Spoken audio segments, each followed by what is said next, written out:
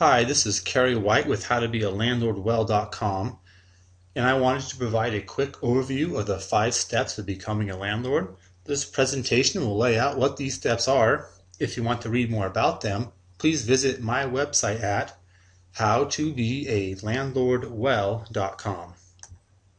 The first step is deciding if you even want to be a landlord. In order to do this, you need to understand what the pros and cons are. A pro of becoming a landlord is the ability to take advantage of the current market conditions. Interest rates and home prices are at historic lows. At the same time, there is strong rental demand and rent rates are increasing. Becoming a landlord allows you to get a great deal when you buy the home, and current rental rates will allow you to rent it out and earn positive cash flow, enabling you to hold the property indefinitely until the market rebounds. On the other hand, a con of becoming a landlord is that it's much more involved than other investment options. Unless you hire a management company, there's a good deal of work involved with getting the property leased up. Also, you have to be available to deal with any maintenance issues that may arise. After you've carefully considered these, you can make a well-informed decision. If you do decide you want to become a landlord, then the next step is to evaluate the property you're considering as a rental. Whether you currently own a home and are looking to convert it to a rental or buying a new home specifically to rent it out, you need to evaluate it to determine its potential profitability before making any final decisions. First, you need to create what I call a profit and loss statement. And this will be a pro forma or projected statement. And this begins with estimating the rent, which gives us our income. Then, we need to estimate what the expenses are. Fortunately, mortgage payments, taxes, and insurance account for the majority of the expenses, and these can be easily estimated. However, some expenses you'll have to make guesses at, which are repairs and maintenance, capital expenses, and vacancy. The vacancy expense is just how you account for the lost income experienced when you have turnover in your property.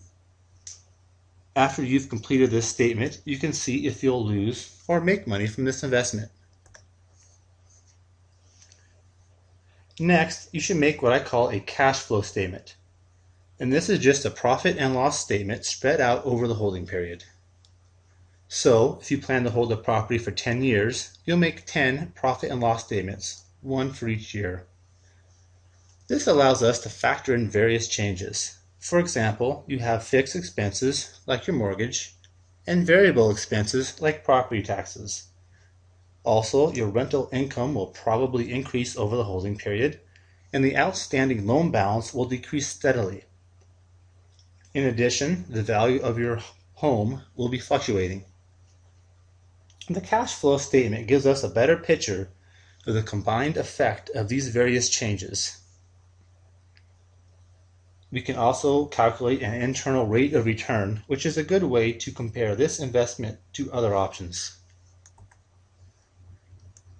Once we've done this, we can tell if the return is high enough to warrant this investment. After you've determined that the property will be profitable, the next step is to acquire it. I would recommend that you get pre-approved for a loan before making any commitments. Also, inform your lender that the home is not your primary residence. Some lenders have different requirements for investment owners. Letting them know up front will probably save you a lot of time and effort. After you own the property, you need to fill it with the right tenant. This step entails selecting a good lease, listing your property, and screening the tenants, which is the most important aspect.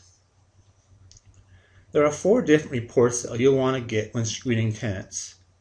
They are criminal check, credit report, rental history, which is obtained from talking with previous landlords, and employment and income verification.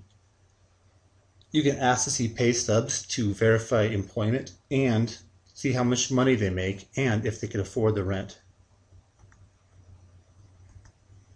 The 5th and final step is the ongoing management of the property. Hopefully, all the work you put in during the prior step will make this mostly hands-off. You may be contacted from time to time for various maintenance issues. And also, make sure that payments are being made. Of course, the big one is rent payments, but there could also be payments to third parties that you'll have to monitor. And that was just a brief outline of 5 steps to becoming a landlord. Again, each step is described in detail at howtobealandlordwell.com. Thank you.